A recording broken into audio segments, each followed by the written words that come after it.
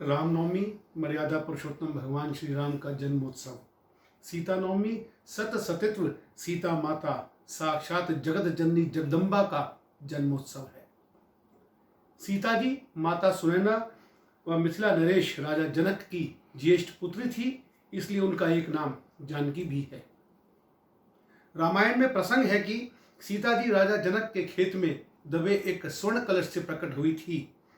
इसीलिए राजा जनक ने उन्हें धरती पुत्री मानकर अपनी पुत्री समान बड़े लाड़ प्यार से पाला, अपने कुल के शिक्षा संस्कार दिए।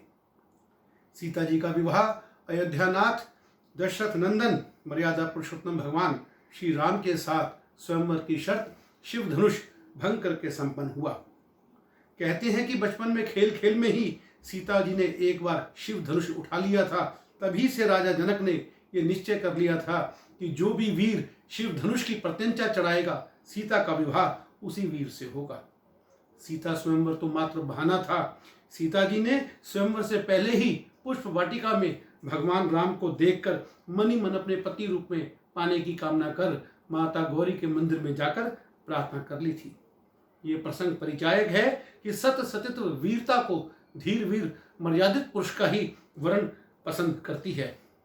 आज भी ये कथन पूरी तरह प्रासंगिक है कि पति का चयन करते समय केवल धन संपत्ति, आधुनिकता या फैशन नहीं, अपितु पुरुष के उत्तम गुण, उसका चरित्र, उसके शिक्षा संस्कारों को ही प्राथमिकता दी जानी चाहिए।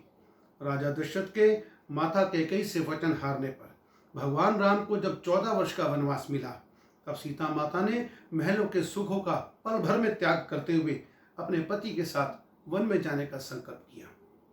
वनों के दुर्गमता, कष्ट भरे जीवन को सुहर्ष स्वीकार करने में, पति का साथ सुख दुख कंधे से कंधा मिलाकर चलने में सीता माता ने जो दृढ़ संकल्पता, पतिव्रत धर्म के प्रति जो अपना समर्पण सिद्ध किया, वो आज भी सारे संसार में स्त्री जाति के सम्मान का, आत्म स्वाभिमान का, गौरव गरिमा का विषय है।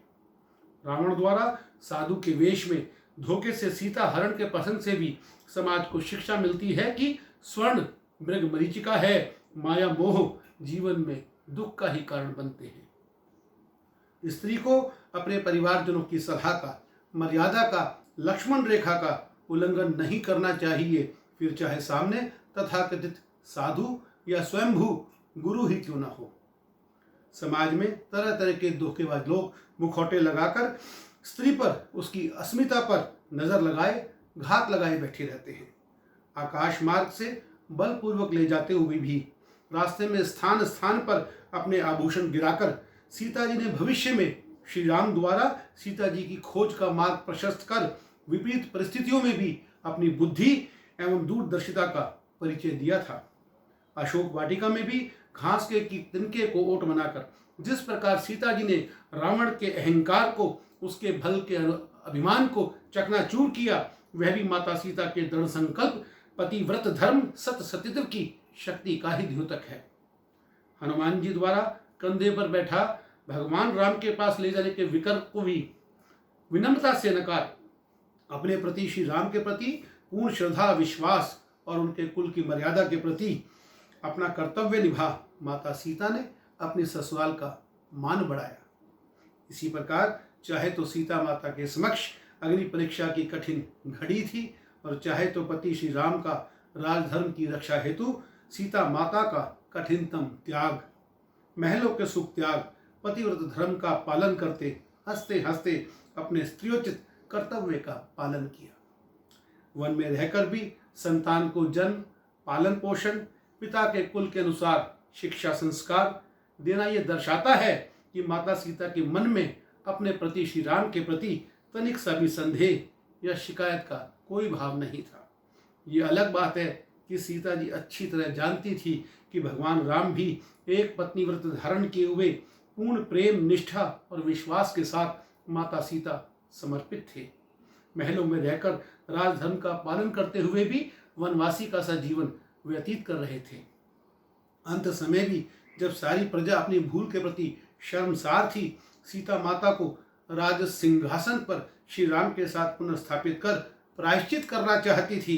भगवान राम को उनके दोनों पुत्र सौंप सीता माता ने धरती की गोद में समाकर अपने सतसतित्व स्त्री जाति के आत्मसम्मान स्वाभिमान को उच्चतम स्तर तक पहुंचाकर सदा के लिए स्त्री जाति का सर गौरव से ऊंचा कर दिया।